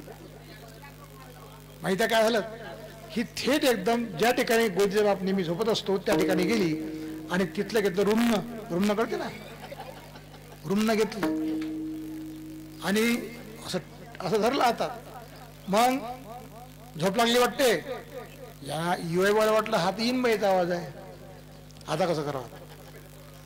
उठा म्हणून तुम्ही मला या अंगावर घेतलं असं युवाईबानं. तोंड दिवशी म्हणून हा तोंड नका झाकून घेऊ, हा थोडं खाऊ जागता. त्यावेळेस थोडं चालेल तुमचं गो दे दूध आण. गो अरे बापरे, हा मी आता खाल्लंही नाही बाबा, पिरली नाही. गो दे दूध आण. तोंड झाकू नका, उठून बसा. तुम्ही उठता की नाही? त्यांना पुन्हा तोंड झाकलं. त्याला उठाव कसं बाबा, विनबाई समोर आहे, विनबाई समोर आहे, कसं उठाव? त्यांना असं तोंड तसं तुम्ही काय समजलेत? हिनं ते असं धरलं उचललं त्याला, त्याने तोंड झाकलं. तसं नाही ऐकत. हिनं दोन्ही आपले कोपरं धरलेत. उठावून तो म्हणे आता मरायची पाळी आले रे भाऊ. त्यांना तोंड उघडलं नाही. शेवटी हिनं रुमणं घेतलं आणि त्या रुमणानं जे चालू करत हाणं नाही म्हणेपर्यंत तुम्ही आपला जीव घेते. त्यानं तोंडावरचं काढलं आणि म्हणे बाई मला माहित नाही बापा असं आहे म्हणून. तुम्ही भाऊ तुम्ही कसं काही तर येतं गोदीच्या बापाची जागा आहे. अरे म्हणे त्या बुवानं तिथं ठेवलं मला. हे कुठे आहेत? म्हणे ते तिकडे आहेत. बरं बरं बरं तुम्ही झोपा भाऊ, आता दिवस निघाला, वेळ आहे, झोपा भाऊ. भाऊ झोपा. तिने तेच रुमणं घेतलं, घरात निघाली. गोदीचा बाप रातभर जागी होता. त्यांना दाराची कडी काढली.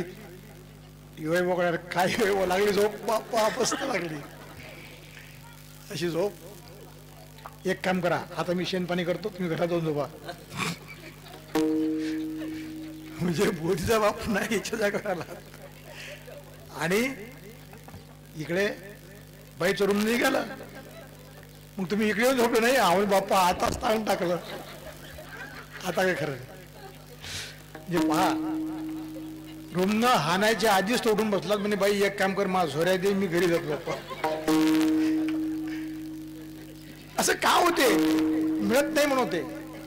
गोपाळांना मिळत नव्हतं म्हणून गोपाळांना खाण्याची इच्छा जास्त होती. देवानं सांगितलं तुम्ही माझ्या मागे या.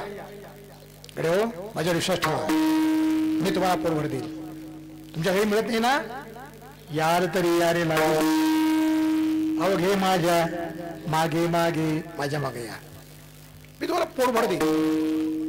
वैद्या वाकड्या पेंड्या, अरे आपल्या गावामध्ये असं कोण आहे? एक काम करा, सर्वप्रथम आपल्या गावातलं दैदूत मथुरला जाते ना ते जाऊ द्यायचं नाही. पेंड्या तू माझा आवडता आहे, लाडका आहेस, गावात तेवढी दे. सर्वांना सांग की मथुरेतलं गोकुळातलं दैदूत मथुरेला जाता कामा नाही, निर्यास लक्षात ठेवा. काय दौंडे वगैरे काय द्यायचं गेलं सगळं केलं, पण त्या गोपिका ऐकत नव्हत्या. काही की गोपिका म्हणतात, अरे ते पोरग काय सांगते, त्याची काय भीती आपल्याला? पेंड्या येऊन सांगायचा कन्हैया, अरे ती गवळण अशी म्हणते, नेमकी कृष्ण तिच्याकडे जायचे. गळे हो, एक काम करा, या आलं तरी या रे लागे, हो घे माझ्या मागे मागे, तुम्हाला पोटभर देतो, आजी देतो पोट भरी, पुढे म्हणा तोरी, तुम्हाला पोटभर देतो, माझ्या मागे या. मग असं कोण आहे? तर त्या गोकुळात एक गवळण होती. हे म्हणे, गोपींनो तुम्ही फक्त वादा का म्हणजे वाद घालता, वाद घालून फायदा नाही. एक गवळण म्हणे, बाई मी काल गेली होती कुठं, वाड्यात, कोणाच्या, नंदाच्या, कोणाकडे, यशोदेकडे. कशा करता?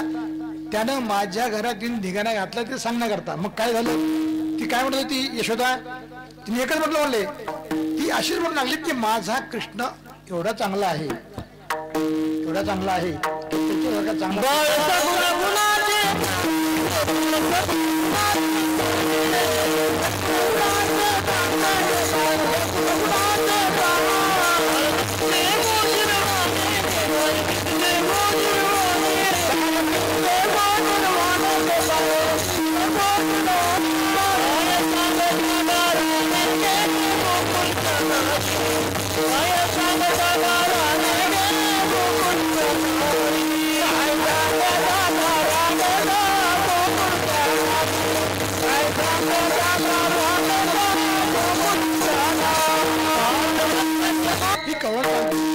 गवळण यशवंती पै सांगे, यशवंती नावाची गवळण ती एकमेकाला चर्चा करतात. मी काल गेली, यशोदेला सांगितलं तुझा कन्हैया असा आमच्याकडे धिगाणा घालतो, आमच्या लेकरांना बिघडवलं, खोड्या करतो. पण त्याची आई एकच म्हणते, बाळ सकुन गुणाचे ताने ग, बाळ दिसते गोजिरे वाणे ग, काय सांगता का राहणे ग गोकुळच्या नारी. 5 वर्षाचे माझे बाळगे, अंगणी खेळे खेळगे, का लटिकाच घेता आळगे. माझ्या मुलाला तुम्ही विनाकारण आड घेता. त्यातली एक प्रभावती नावाची कोण होती, काय तिचं नाव? प्रभावती. प्रभावती होती बरं का. आणि ती प्रभावती म्हणे, फक्त त्याला म्हणा माझ्या घरी ये, आणि मग पहा मी एकच काम करील, त्याला धरून ठेवील, आणि धरून ठेवून त्याला बांधून त्याच्या आईपर्यंत घेऊन जाईल. तुम्ही चुकता ना, तुम्हाला कळत नाही. पेंद्यानं हे ऐकलं, कृष्णाला सांगितलं म्हणे कोण? प्रभावती कडून आहे. ते म्हणते फक्त माझ्या घरी यावं. देव म्हणले तिच्या घरी आपल्याला जायचंय, चला. बरोबर तिच्या घरी याला तरी या रे लागे, अवघे माझ्या मागे मागे, आजी देतो पोट भर दिलं. पुढे म्हणाल तू वरी, पोरांना पोटभर खाऊ घातलं. कोणाच्या घरी? प्रभावती गवळणच्या घरी पोटभर खाऊ घातलं. पोरं पळून गेलेत, आणि एकटे कृष्ण त्या घरात थांबले. तिच्या मजघरामध्ये, मजघर म्हणजे माहिती ना, स्वयंपाकघर, त्या मजघरामध्ये कृष्ण गेलेत. डेरा घेतला आणि तो असा खाली आपटला, आवाज झाला. गवळण उठली. कोण? प्रभावती उठली, आणि उठल्याबरोबर जरा घाबरली. तिने विचार केला की आपल्या घरात चोर आला, पण आपण काय करणार? पण मालकाला जागी करते. उठा ना, उठा म्हणतो ना, उठा ना. उठलाच नाही तो मालक. शेवटी ते सासूकडे गेली. सासूला सांगितलं, आत्याबाई घरात चोर शिरेला, त्याला पाहुनी जीव माझा घाबरला. आत्याबाई घरात चोर. सासू म्हणते ती उठली नाही. शेवटी हिने हिंमत लावली, पदर खोसला असा अंगलाच, आणि गेली धावत. गेल्या त्याला पकडलं. अंधार होता, पकडलं. पकडल्यानंतर तो निष्ठेचा प्रयत्न करा. निष्ठून काय चालला तू? मी अशी तशी नाही आहे, मी प्रभावती आहे, साधी नाही आहे मी. चल तुझ्या माईकडे तुला घेऊन जातो. तू म्हणे का पागल झाली काय? मी पाणी प्यायला उठलो मांडली सोबाळा, खूप मारलं नाही म्हणेपर्यंत. चाल तुझ्या मायजवळ. तू म्हणे का पागल झाली का? मला कुठे घेऊन चालली? कुठं? तुझ्या मायजवळ घेऊन जातो. तुझी माय म्हणते ना तुला चांगला आहेस. असं करता तो खाली बसला. खाली काय बसतं? तू काय समजला? धरला, उचलला, घेतला काखीत घेतला, बसवला. तो म्हणे अगं रस्त्यानं मला घेऊन जातील, लोक काय म्हणतील, चांगलं वाटते का हे, तुला शोभते का हे, जाऊ दे मला दिलं सोडून. हा पदरानं झाकून घेतलं. जीव मारलं नाही म्हणून खूप मारलं मारत घेऊन झाली. लाज नाही वाटत? अक्कल नाही थोडीशी? लोक काय घरात घुसतं? तू काय समजला? असं करता करता यशोदेच्या घरी गेली आणि यशोदा मैयाला हाक मारली. यशोदे, तुझ्या पोरला आणलं धरून. पोराची मोठी गॅरंटी घेतं ना, हा पोरग लय चांगला आहे, सगून आहे, 5 वर्षाचा आहे, आणलं धरून. यशोदा मैयानं दार उघडलं आणि तिला म्हणते का ग, कोण आणलं धरून? तुझं कार्ट आणलं धरून. तू काय सांगतात? आणि माझं लेकरू झोपलेलं आहे. हा झोपलेलं आहे. लय मुलाची गॅरंटी, लय ग्वाही देतं मुलाची. हाक मार त्याला, हाक मार. आणि मग यानं हाक मार, या यशोदानं हाक मारली, कन्हैया म्हटलं की घरातून आलं तुळू धावत. आता मग हे कोण आहे? आता कृष्ण तर हा होय, हे कोण आहे? मग हे कोण धरलं?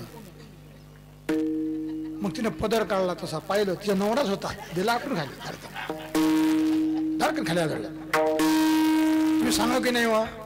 तुम्हाला एकदा 100ला म्हटलं मी चाव पाणी प्यायला उठलो, मी चाव काय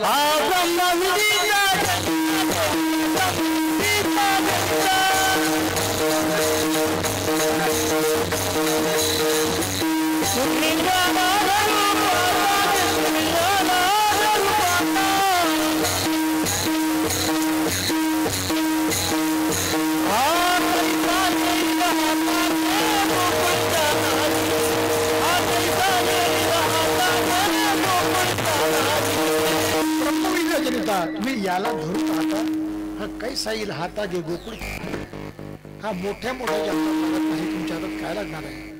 असा देव कृष्णाने गोकुळामध्ये सगळ्या स्वंगण्यांना म्हटलं की कडे हो, तुम्ही एक काम करा, माझ्या मागे या, मी तुम्हाला पोटभर देईल. असं करता करता आता गोपिका यांची संघटना झाली. आपण याला एक दिवस म्हणे धरूच, पण शक्य झालं नाही. गोपिका कंटाळल्यात आणि गोपिका कंटाळ म्हणतात, यशोदे कृष्णाला सांगावे गोकुळे राहावे का जावे, आम्ही राहावं की न राहावं या ठिकाणी, आता कुठे जावं? तेव्हा यशोदा म्हणते तसं काही नाही का? नाही, तुझं पोरग लय खतरनाक आहे, लय खटाळ आहे, लय खोडकर आहे, तुला समजून सांग. यशोदा मैयाने सांगितलं, कन्हैया हे बरं नाही रे, आपल्या घरी काय कमी आहे? काय उन्हे कार्य करतो तो चोरी, काय कमी आहे आपल्याकडे? तो सगळा करतो. बरेच दिवस चोऱ्या केल्या नाही, तक्रार आली नाही. गोपाळ गड्या मस्त मजा होती रे, कोणाकडे काही खा पण मस्त मस्त खायला मिळायचं बरं का.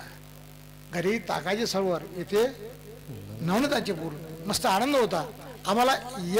एकदा कुठेही काही कर, पण एकदा कृष्णाने सांगितलं होता की दिवसच्या खोड्या बंद आहेत, गाव शांत आहे, तरी आगाऊपणा कोण करते गावात पाय. हे सगळं शांत वातावरण झालं, पण तरी त्या गोकुळात एक गवळण होती, वृत्ती. काय नाव होतं? वृत्ती. तिनं सगळ्या गवळणी एका ठिकाणी केल्या. सांगितलं, गोपींनो लक्षात ठेवा, तुम्ही त्या गोपिका सांगायच्या, हा असा करतो तसा करतो, तो माझ्याकडे आला, कुणी काय म्हणते. एक म्हणते पहिली आली धावत, याने बाई काय केली, मा मुखाशी मुख चुंबन देत, गळ्यामध्ये हात घालत, हे गवय आमाशी भावे ना. एक म्हणते दुसरी आली धावून, याने बाई काय केली करणी, पतीची दाढी माझी वेणी, दोहीची गाठ पाडून, गाठबाई कोणा सुटे, गाठबाई कोणा सुटे ना. अशा तक्रारी ही वृत्ती ऐकत होती. आणि तिने सांगितलं असं करू शकत नाही.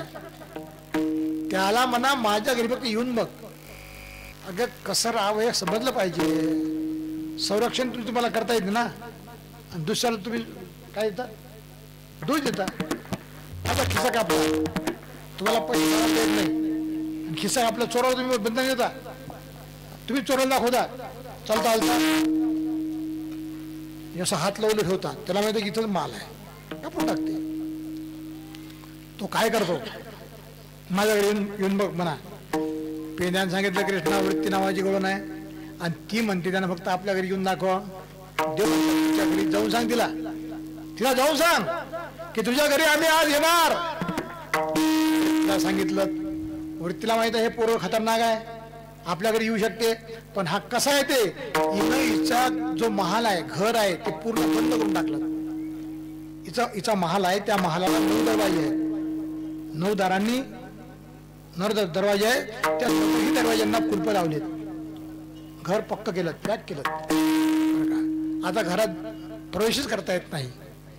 हे घराच्या बाहेर एक म्हणजे खाट टाकली आणि त्या खाटेवर हिनं काय टाकलं, खाटेवर अंथरून पांघरून टाकलं, उशी घेतली आणि रात्रभर जागली. कसा माझ्या घरात असते तेच पाहतो, बघ तुम्ही. असं करता करता रात्र गेली. पोरं म्हणायचे, कन्हैया अरे जागीच आहे, बाई खतरनाक आहे कडे, जाऊ देत तिच्या घरात. पण हे किती खतरनाक आहे ते बघू. पण केव्हा चलायचं, देवानं सांगितलं जोपर्यंत तिला डुलकी येत नाही तोपर्यंत नाही जायचं. डुलकी आली की समजून घ्या आपला मार्ग मोकळा झाला. डुलकी येत नाही नाही, खरं नाही. आणि 4 वाजलेत, पहाटेचे 4 वाजलेत. आता तिने विचार केला की चोऱ्याची कुठपर्यंत असते मर्यादा, 3 वाजेपर्यंत. 4 वाजता सर्व लोक जागी होतात, 4 वाजता चोरत नसतात. पण 4 वाजता असं बसल्या बसल्या डुलकी दिली. आता वृत्ती ही शून्य होत चालली, आणि मग तिनं अंग टाकलं बरं का. सुखे मी निजलो गा मी माझी हरपलो ठाई जे तिच्या ते अदृश्यतेची झाले काही दृश्य होते. जे दृश्यमान आहे ते अदृश्य झालं आणि आता वृत्ती शून्य झाली. भगवंतांनी सांगितलं, कन्हैया गोपाळांनो, कन्हैया म्हणतात या माझ्या मागे, याल तरी यारे लागे अवघे माझ्या मागे मागे. आजी देतो पोट भरी. आजच्या वर्ग मी कधी खाल्लं नसेल. पुरे म्हणाल तो वरी. एक काम करा, हळूहळू चला, वाद घालू नका, गडबड करू नका, ती जागी होईल. हळूहळू चला, कोणी कोणाशी बोल नका, ती जागी होईल. वृत्ती जागी होईल. कोणी कोणाशी बोला. आजी देतो पोट भरी, पुरे म्हणाल तो वरी. आली पोरं, काय करू, अरे हिचे दरवाजे बंद आहेत, त्याला कुलप आहेत, किल्ल्या हिच्या उशाला आहेत. कशा काढायच्या, उशा खालच्या किल्ल्यात घेतो म्हटलं तरी आपलं जमणार नाही. कन्हैयाला सांगितलं तिच्या उशा खालच्या चाव्यांची गरज नाही, माझा विश्वास ठेवा. सर्वजण डोळे बंद करा. सर्वपूर्ण डोळे बंद केले आणि कर्तुम अन्यथा कर्तुम शक्तीनं सर्वांना भगवंतांनी त्या वृत्तीच्या घरात उतरवलं. डोळे उघडलेत, खाली पाहतात, माठ दिसली नाहीत. ही हुशार होती, इथं माठ खाली ठेवले. मग शिंकेला वेळ जरी काचे मी वरी, वर शिंके लावले. दही दूध हे ना, लोणी, हे सगळं वर ठेवलं. भगवंतांनी सांगितलं का हो, दही दूध खाली नाही हिच्या घरात, ही वृत्ती आहे. खरा जो माल असतो तो माल खाली नसतो, खरा माल वर आहे. उलट कमला मो पलडा देखले, फिर देखले मौजा. वर पा, आणि मग वर पाहिलं तर दिसलं शिंकेला विले धुरी. हे कसे काढायचे, देवाने सांगितले एक काम करा, 3 पोरं या, एकमेकाच्या पाठीवर व्हा. शिंके लाविले जरी होतो तिघाची मी वरी, वैद्या वाकड्या पिंद्या, आणि त्याच्या पाठीवर देव झाले. आणि आता ते खातात. गोपाळ म्हणले, कृष्णा काय तू एकटाच खातोयस, आम्हाला काही देतो म्हणे. एक काम करा, वाहा तिच्या धारा, घ्या रे धुळीच्या कोपरा. मी खात असताना माझ्या कोपरावून जे थेंब सांगतात त्या आ करा, जे भेटलं ते घ्या, गुपचूप राहा. असं हळूहळू चला, कोणी कोणाशी बोलू नका. बोलायची बाळी तोच आणली आता. हा, आम्हाला बघ तू उष्ट खायला होतो, करू का कल्ला. देव म्हणले जरूर करा. पोरांनी गलबला केला, शांत व्हा, कोणी कोणाशी न बोला, शांत राहा. मडके खाली घेतलेत, पोरांनी पोटभर खाल्लं आणि खाल्ल्यानंतर पेंडे असा बसलं धडामधूम ते मडके आपटत. ती जागी झाली. जागी झाल्या ती एकदम थेट दरवाजाजवळ आली, दाराजवळ आली. ज्या दाराला कुलूप लागलेलं आहे त्या कुलपाला उघडते, पण कुलूप उघडत नाही. काय कारण? किल्ल्या एवढ्या मोठ्या, कुलप 9, किल्ल्या एवढ्या मोठ्या, कुलप 9. ऐका, ते कुलूप उघडत नव्हतं. काय कारण? कारण ज्या नंबरचं कुलूप आहे किल्ली दुसऱ्या नंबरची होती आणि कुलूप दुसऱ्या नंबरचं होतं. मला तुम्ही सांगा, ज्या नंबरचं कुलूप आहे त्याच नंबरची किल्ली पाहिजे असते. कुलूप दुसऱ्या नंबरचं, किल्ली दुसऱ्या नंबरची, फिरून काही फायदा नाही. विठ्ठल विठ्ठल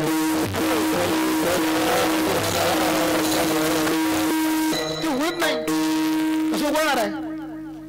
मग आता योग्य किल्ली म्हटली. योग्य किल्ली म्हणजे गुरु किल्ली.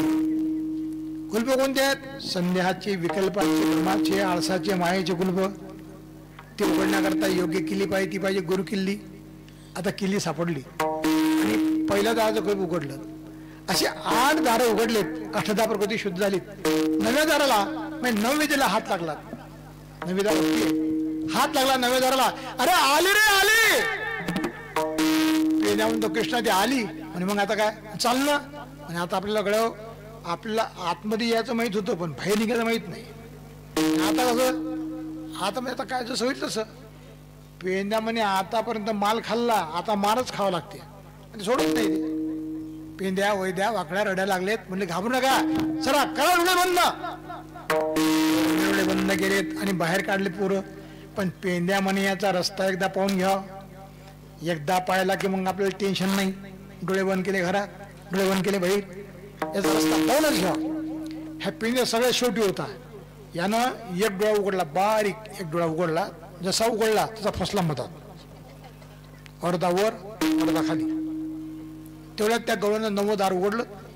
घरात धिंगाणा पाहिला. दूध सांडलेलं आहे, ताक सांडलेलं आहे, दही सांडलेलं आहे, लोणी, धिंगाणा घातला. पोरं कुठं आहेत? मडके पालथे आहेत, काठी घेतलीत. हे पोरं कुठे आहेत? धावता धावता त्या पेंड्याचे पाय हिच्या डोक्याला लागलेत. वर पाहिलं, ओ रे बापरे, हा चोर आहे. त्याचे पाय धरले आणि मारलं त्याला. पेंड्याला एवढं मारलं. त्या माराचं नाव आहे हाग्या मार. म्हणजे हागेपर्यंत मारलं. काऊन हागला म्हणून डबल मारे, सांग कोण हागला? असा हाग्या मार दिला. पेंद्या रडत होता. देवाला किती होता. देवाला म्हणायचा, देवा अरे ताय बा अतुने होत ना हंगत नाही तुई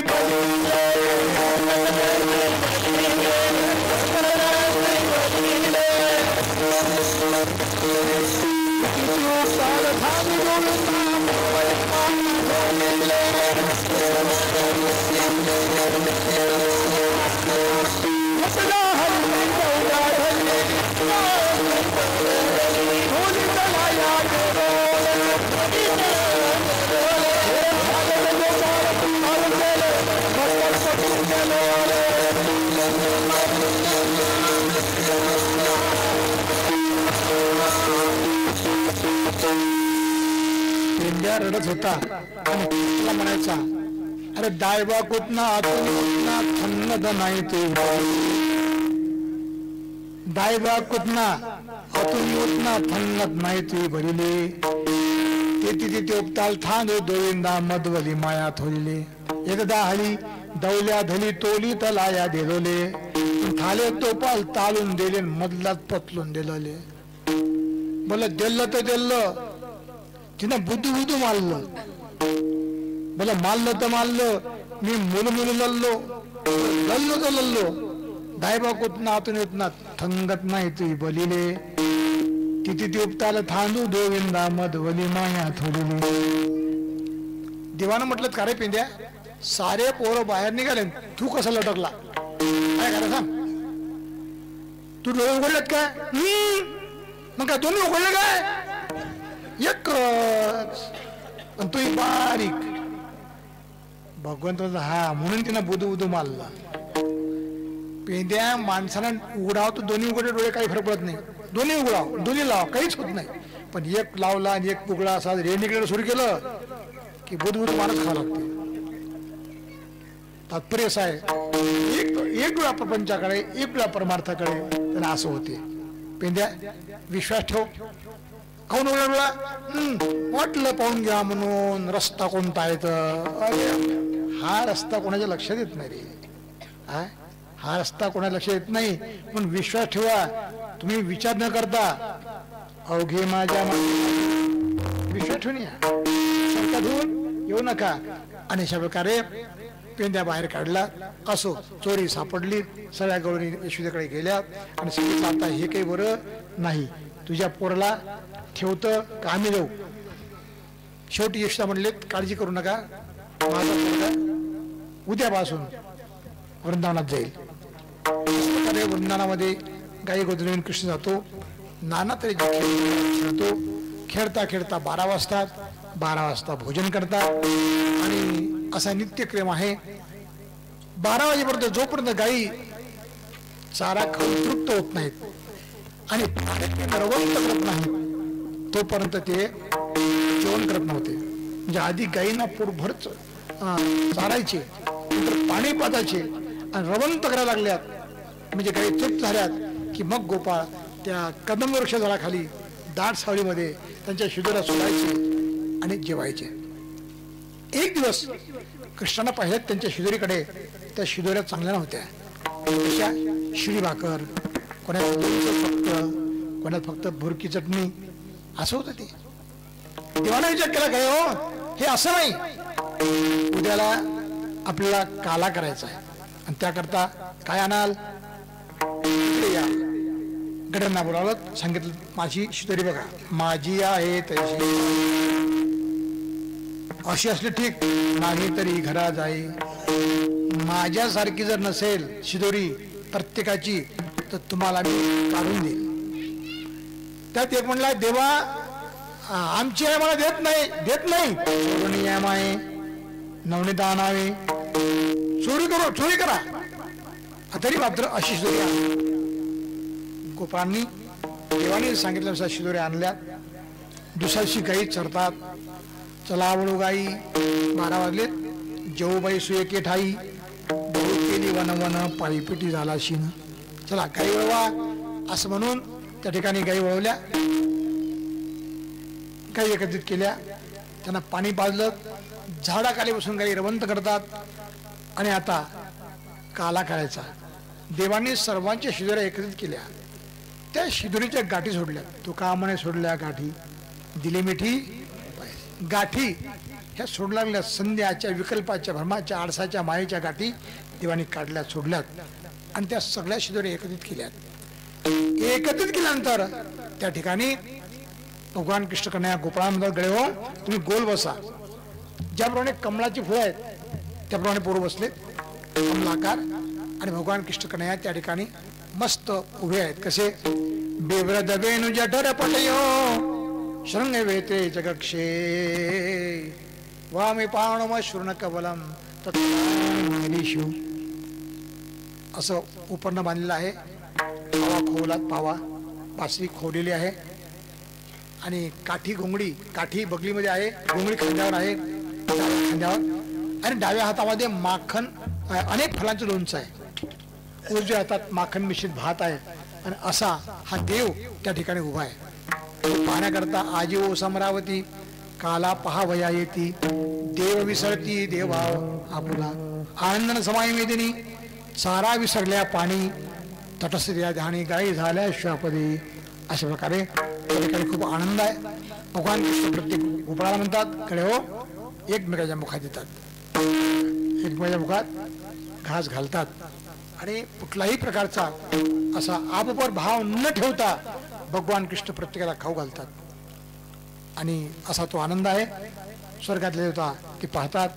त्या ठिकाणी गोपाळ आनंदात नाचू लागले. वृंदावनातला आनंद तुम्हाला काय वर्णन करावा. वाळवंटात असे सुंदर ते वातावरण आहे.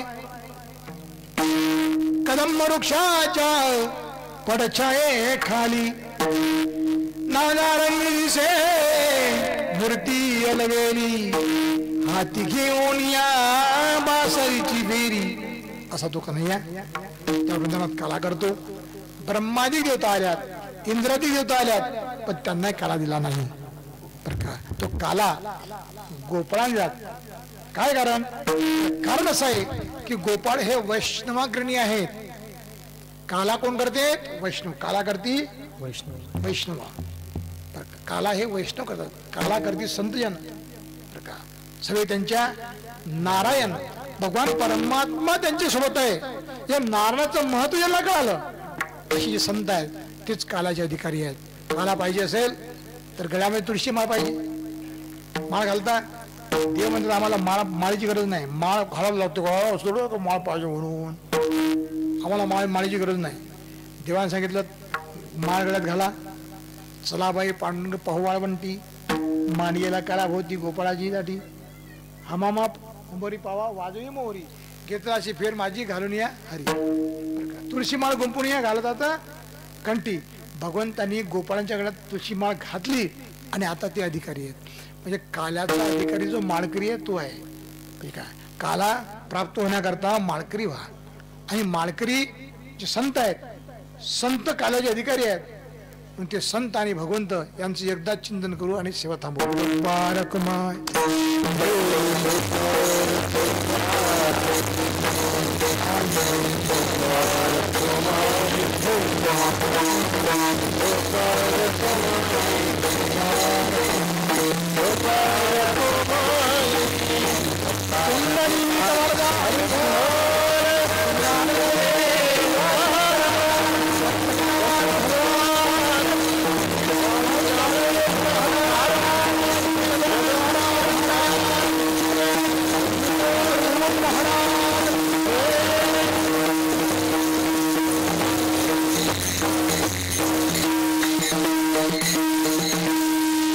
भगवंताने काला केला. खऱ्या अर्थानं काला याचा अर्थ असा आहे काला कशाचे होत नसतो. भाकरीत भाकरी टाकल्यात म्हणजे काला होत नाही. विजातीय आणि सजातीय.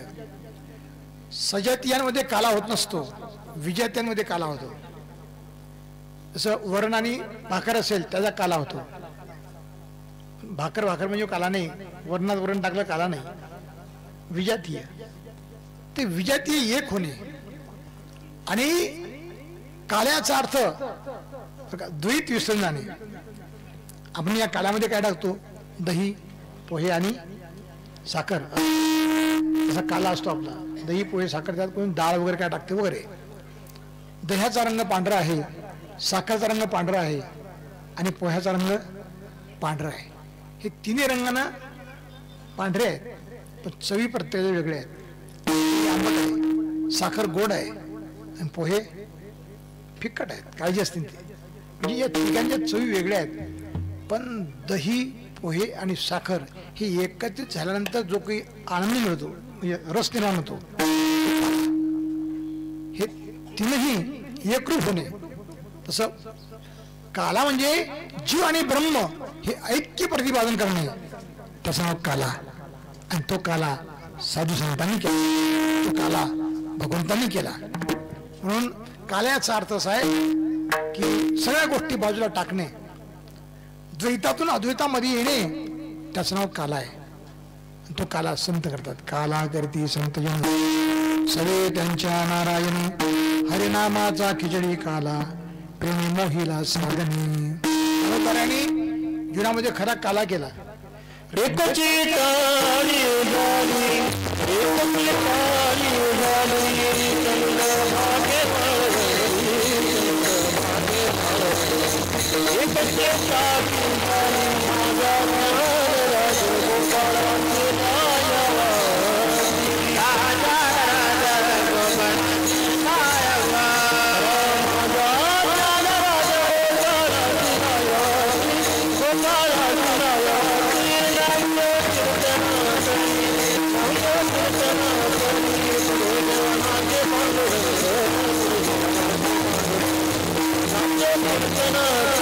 वारकरी संप्रदाय हा महान आहे.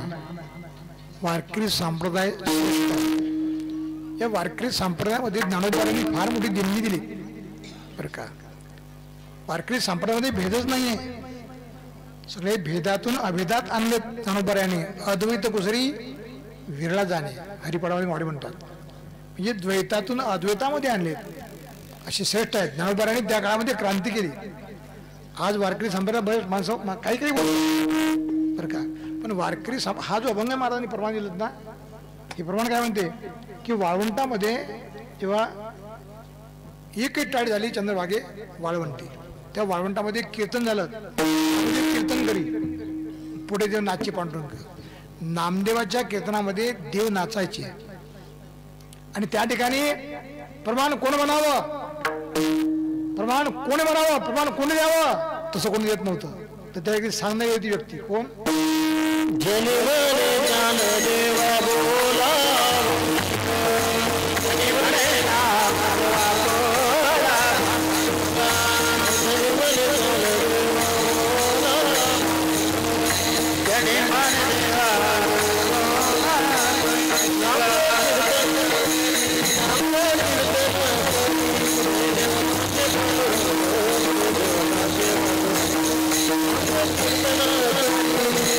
सुद्धा त्या टाळकऱ्यामध्ये होत्यावर उभे आणि त्या म्हणाच्या ज्ञानोबा बोला अभंग म्हणा प्रमाण द्या. म्हणजे ज्ञानेश्वर माऊली ज्यांनी ज्ञानेश्वरी लिहिली ते ज्ञानोबा आहे हातामध्ये टाळ घेऊन गळ्यामध्ये टाळ घेऊन नामदेव महाराज कीर्तनामध्ये होते. आमचा विषय वेगळा आहे. आम्हाला 5-7 कीर्तन करता आले की आम्हाला असं वाटतं टाळ करून आपण कसं काय बोलणार, आपल्याला पटत नाही. पण ज्ञानोबा आहे गळ्यामध्ये टाळ घेऊन टाळकरी होते. बोधेबाबाचं पूर्ण आयुष्य गेलं. बोधेबाबाच्या काय पाडलं, बोधेबाबा म्हणजे गाथामय होते. अभंग पाठ वेदांत त्यांच्या मुखोद्गत होता, तयाचे बिसाड शब्द. पण बोधेबाबा शेवटपर्यंत एवढं वय असूनही बर का गळ्यात टाळ घेऊन एका बाजूला उभे राहायचे. कोणाचे कीर्तन असू द्या कीर्तन ऐकायचे. कीर्तनाची परंपरा फार मोठी आहे. कारण कीर्तन चांगलं, कीर्तन चांगलं होय अंग हरिरोग.